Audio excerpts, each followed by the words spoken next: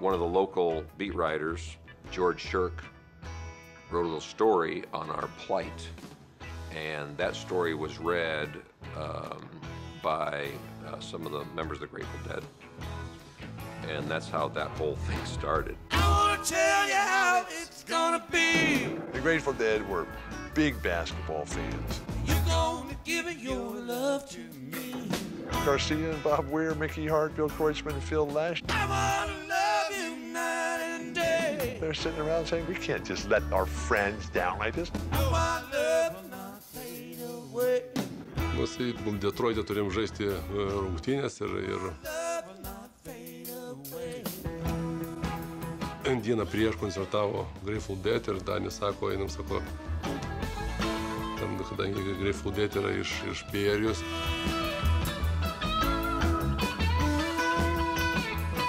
Ta muzika tokia įdomi jų tenais, į tas salė, ten tokia žiburėlių pilna, toks kvapas kitoks, kažkoks įdomus visoje salėje. Ir galvoju, man klausimas, kaip mes žaisim rytoj, žaisim varžybas, nu tikrai ten salėje kvapas toks.